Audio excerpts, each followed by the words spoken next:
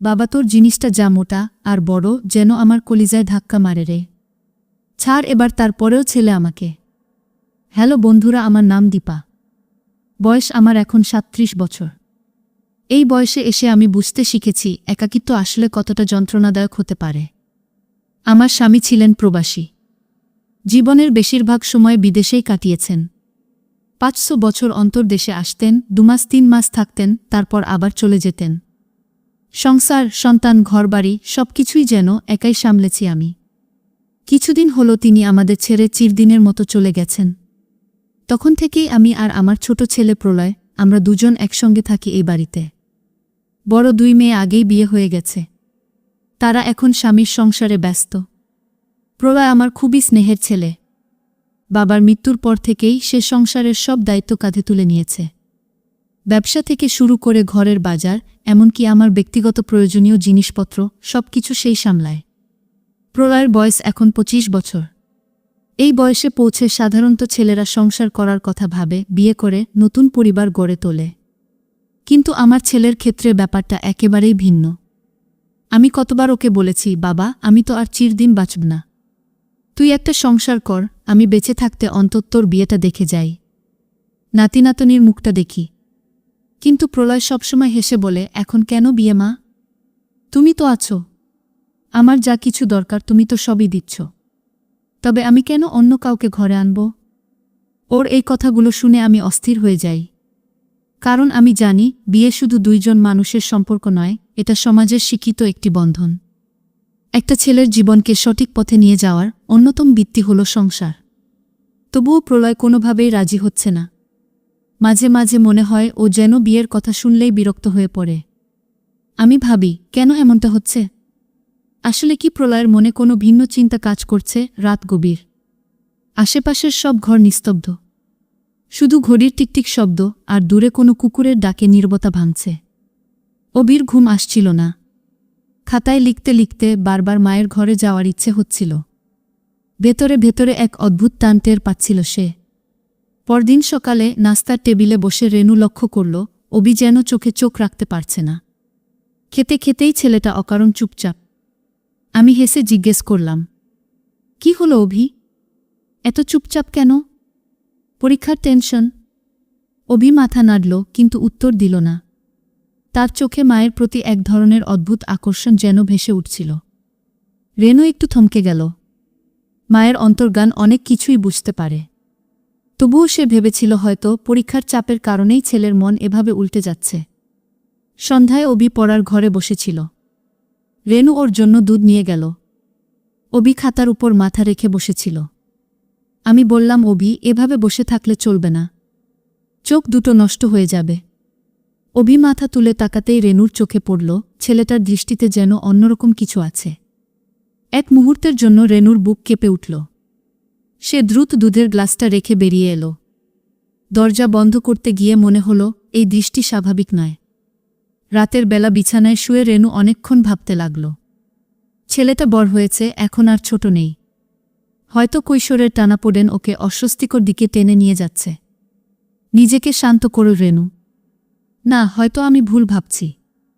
ছেলেটা হয়তো শুধু ক্লান্ত, হয়তো পড়াশোনার চাপ। কিন্তু মনের ভেতর সেই দৃষ্টি একটা দাগ কেটে রেখে গেল। দিন যত গড়াচ্ছিল অভির সেই অদ্ভুত চাহনি আরও স্পষ্ট হয়ে উঠছিল। রেনু চেষ্টা করছিল স্বাভাবিক থাকতে, কিন্তু অন্তরে ভয় আর অস্বস্তি বাড়ছিল। একদিন সন্ধ্যায় রেনু কাপড় গুছাচ্ছিল ঘরে। হঠাৎ অভি এসে দাঁড়াল। মা, তুমি ক্লান্ত হয়ে যাচ্ছ না? আমি করে দেব। রেনু চমকে তাকাল। অভির চোখে সেই একই অদ্ভুত টান। রেনু তাড়াতাড়ি কাপড় ভাঁজ করে রেখে দিল। না, দরকার নেই, তুমি পড়াশোনায় মন দাও। অভি দাঁড়িয়ে রইল কিছুক্ষণ। চোখে ভর করল এক অস্বস্তিকর নীরবতা। রেনু স্পষ্ট বুঝতে পারল ছেলেটা ওকে অন্যভাবে দেখছে। সেই রাতটা রেনু ঠিকমতো ঘুমোতে পারল না। ভেতরে ভেতরে সে লড়াই করছিল। আমি কি বেশি ভেবে ফেলছি, নাকি সত্যিই অভি ভুল পথে যাচ্ছে? পরদিন সকালে রেনু ঠিক করল ছেলেকে নিয়ে খোলাখুলি কথা বলবে। কিন্তু যখন মুখ খুলতে গেল তখন অভি শুধু মৃদু হেসে তাকাল মায়ের দিকে। সেই হাসির মধ্যে আবারও সেই টান যা রেনুর বুক কাঁপিয়ে দিল। রেনু থেমে গেল। কথাগুলো গিলে ফেলল। তবে তার ভেতরে একটা দৃঢ়তা জন্ম নিতে শুরু করল, না, এভাবে চলতে দেওয়া যাবে না। আমি মা, আমার দায়িত্ব ছেলেকে সঠিক পথে আনা। সন্ধ্যায় অভি পড়ার টেবিলে বসেছিল। রেনু দুধ নিয়ে গেল। এবার সে ছেলের সামনে বসে গেল। রেনু শান্ত স্বরে বলল, অভি, তোমার চোখের ভেতর আমি এক অদ্ভুত পরিবর্তন দেখছি। তুমি কি কিছু নিয়ে কষ্ট পাচ্ছ, নাকি মন অন্যদিকে চলে যাচ্ছে? অভি প্রথমে চুপ করে থাকল। তারপর নিচু স্বরে বলল, মা, আমি জানি না কেন তোমাকে দেখলেই এক অদ্ভুত টান লাগে। তোমার কাছ থেকে দূরে থাকতে ইচ্ছে করে না। রেনুর বুকটা ধক করে উঠল। এটাই সেই আশঙ্কা যেটা সে ভেবেছিল।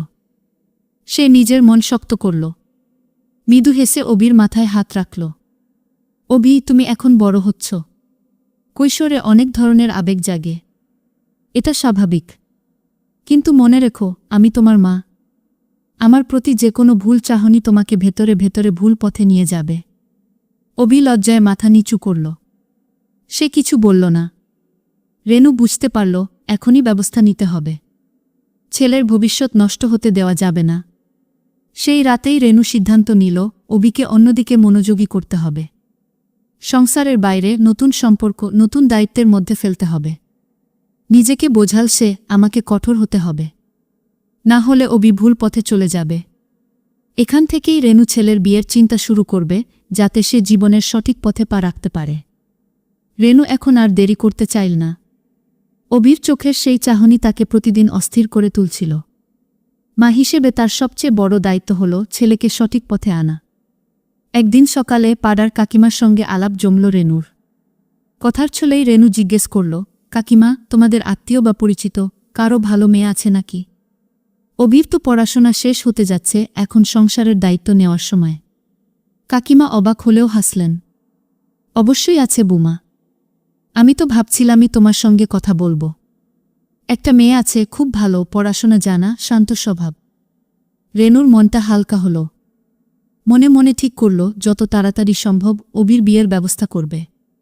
সেদিন রাতে রেনু অভির সঙ্গে সরাসরি কথা বলল। অভি, তুমি এখন বড় হয়েছ। জীবনের নতুন পথে হাঁটার সময় এসেছে। আমি চাই তোমার জন্য একটা ভালো মেয়ে খুঁজে দিই।